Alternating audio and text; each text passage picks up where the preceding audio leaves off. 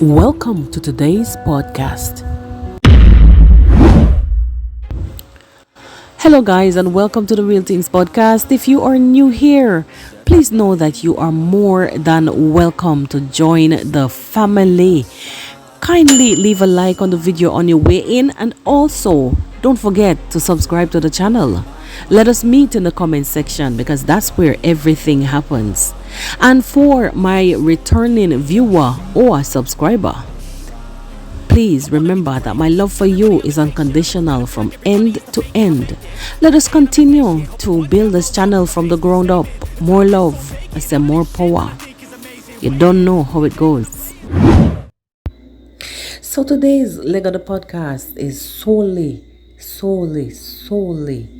about our Jamaican diaspora. I want to speak on the trending news article that has been making its rounds on the media.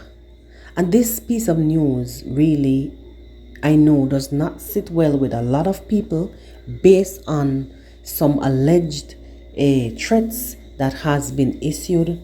And you know that Jamaica now has to take these things very seriously based on the fact that the World Cup, Cricket World Cup tournament is coming up, and it will be held throughout the Caribbean and the USA.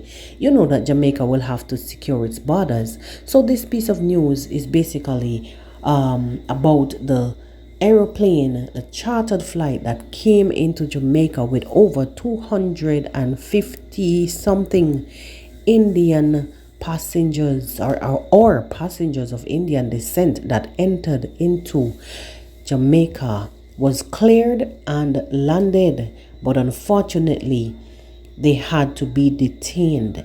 We have the piece of news article from our local television station TVJ, and we want to just go through this, guys, and then we will come back and discuss.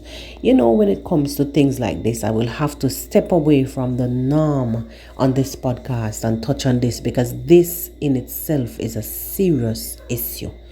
Let us watch and then we come back and comment.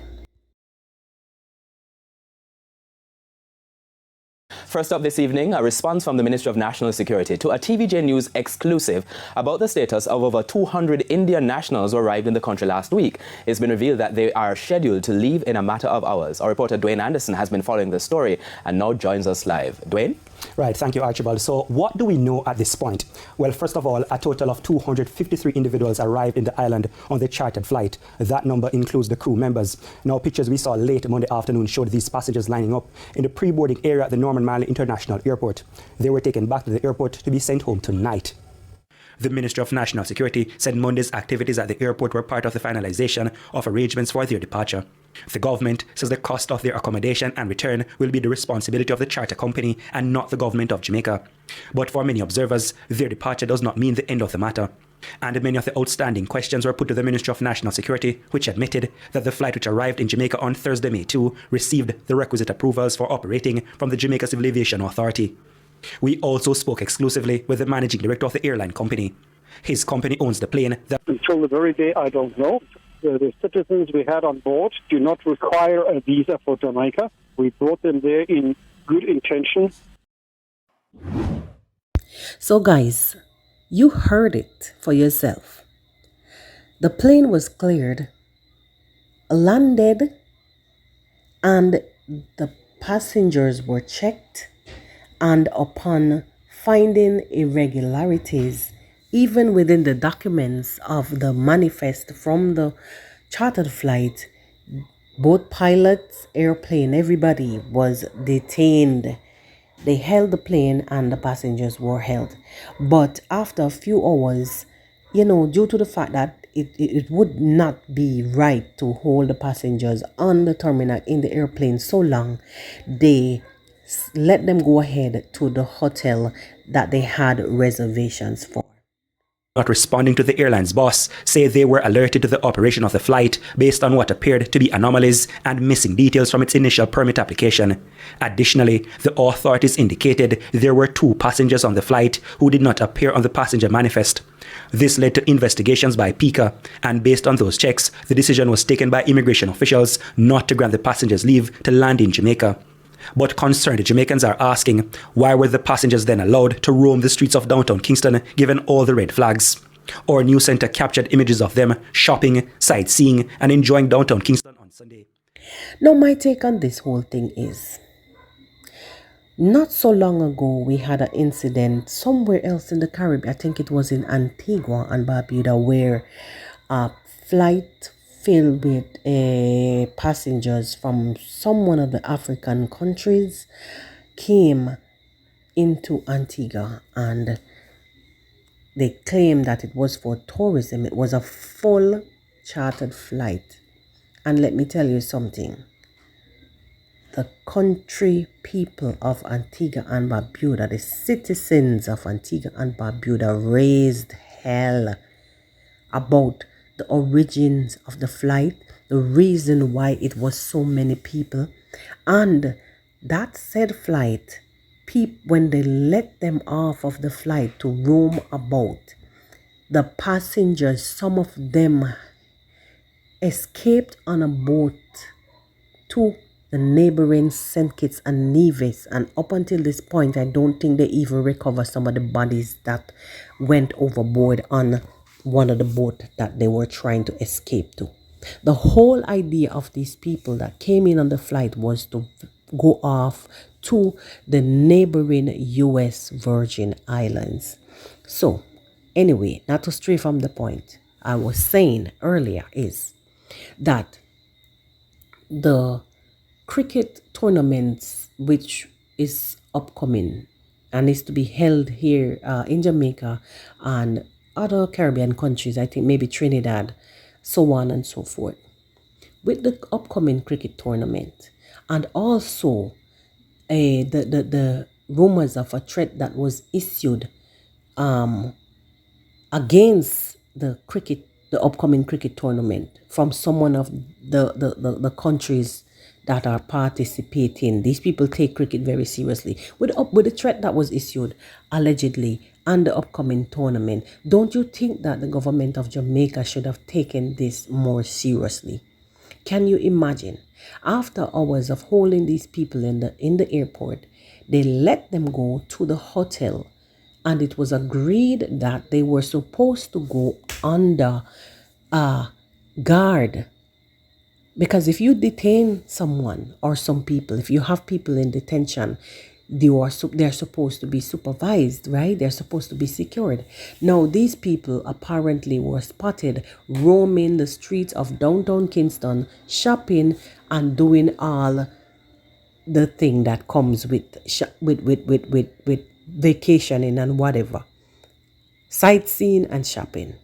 Guys, we have to take these things seriously. It is as bad as it is in Jamaica already.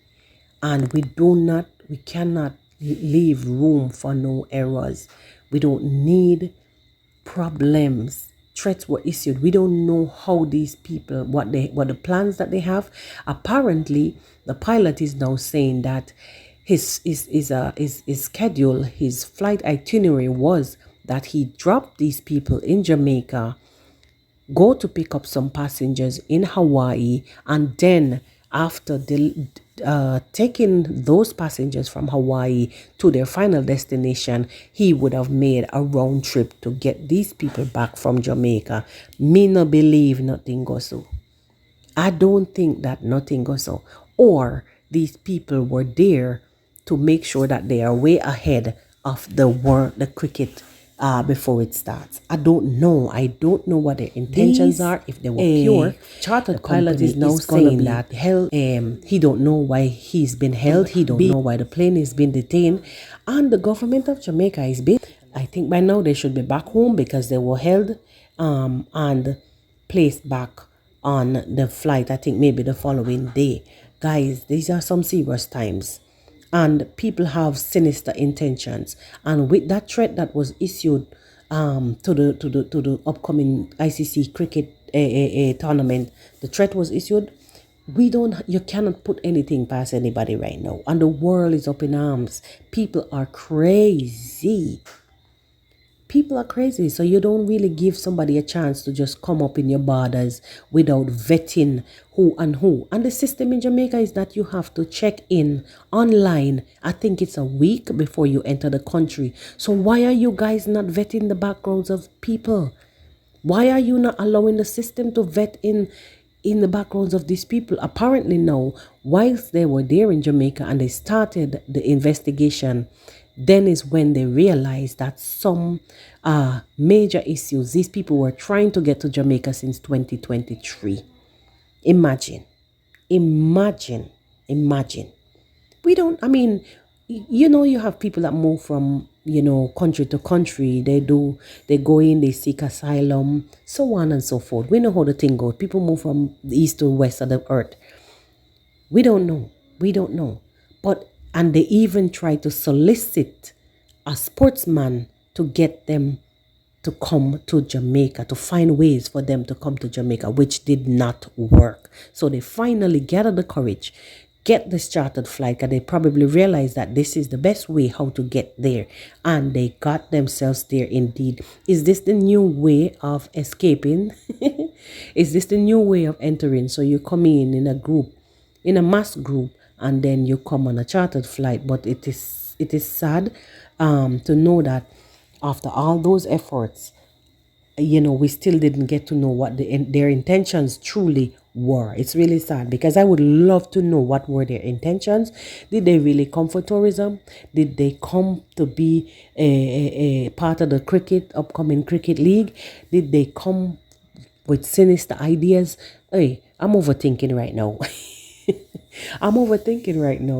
Anyway, guys, it was really and truly a pleasure doing this segment in the podcast. And at this time, I would love to say, guys, please remember to subscribe to the channel. Leave a like on the video. Also, leave an encouraging and sweet comment. Let's not forget to check on my links in the description. And also check on my Amazon wish list, which is in the comments if it's a premiere, or in the description as always. See you guys on the next.